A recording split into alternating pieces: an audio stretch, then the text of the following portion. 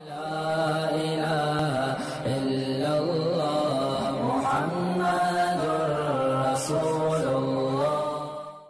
Oman میں چند مساجد ایسی ہیں جو رمضان میں تراویح 30 منٹ یا 45 منٹ میں وطر سمیت ختم کر دیتی ہیں۔ تراویح کے ساشے ہوں گے پھر وہ، جس کی وجہ سے لوگ دوسری مساجد میں جانے کے بجائے ایسی مسجد میں جاتے ہیں۔ نتیجہ نکلتا ہے کہ جس مسجد کی تراویح میں قرآن پڑھایا جاتا ہے وہاں لوگ کم جاتے ہیں،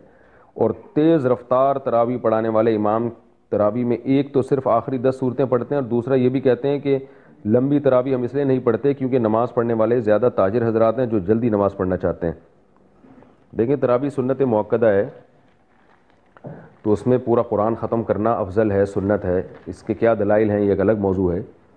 تو لوگوں کو چاہیے کہ ایسی مسجد میں تراویح پڑھیں جہاں پورا قرآن باقاعدہ ختم ہو رہا ہے۔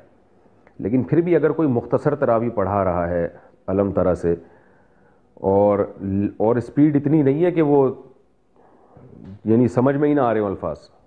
سورہ فاتحہ کا ایک ایک حرف سمجھ میں آ رہا ہو اور تلاوت کا ایک ایک حرف تجوید سے ادا ہو رہا ہو،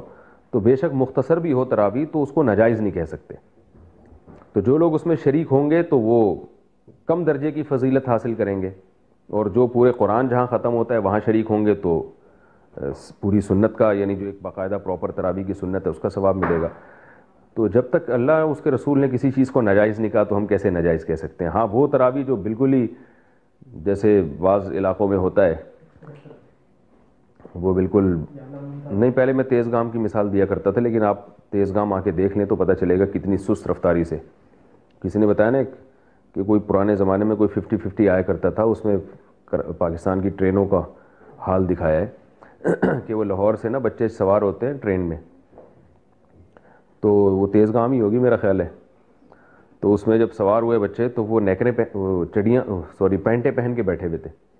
ان سے انٹرویو لیا کہ کہاں جا رہے ہیں، انہوں نے بتایا جی کراچی جا رہے ہیں، اور کچھ جوان بھی بیٹھے ہوئے تھے۔ تو جب وہ ٹرین کراچی پہنچی ہے تو بچے بڑے ہو چکے تھے، اور ان کی جو پینٹیں تھیں نا وہ نیکریں بن چکی تھیں، اور جوان بڈھے ہو چکے تھے۔ تو کہتے ہیں اس میں دکھایا کہ ایک بوڑھا کھڑکی سے ہاتھ نکال کے دیکھتا ہے بھائی کراچی آ گیا، ایسے کانپتا ہوا نا، انہوں نے کہا ہاں آ گیا، یہ کہا اور وہ مر گیا بیچارہ۔ یعنی بتایا کہ اس کی زندگی ٹرین میں، تو وہ تیز گام۔ تو پہلے میں مثال دیتا تھا بھائی تراویح ایسے پڑھتے ہیں جیسے تیز گام، لیکن جب ہم نے تیز گام کے بارے میں اس قسم کے واقعات سنے تو تیز گام نہیں ہے تو یہ کوئی راکٹ ہے جو چاند پہ جا رہا ہے۔ تو ایسی تراویح بہرحال جائز نہیں ہے، وہ تو نماز ہی نہیں ہوگی نا، نماز ہی واجب الادا ہوگی۔ لیکن اگر وہ آرام سے ٹھہر ٹھہر کے تجوید کے ساتھ پڑھ رہے ہیں تو بے شک مختصر ہی پڑھیں، نہ پڑھنے سے بہرحال بہتر ہے۔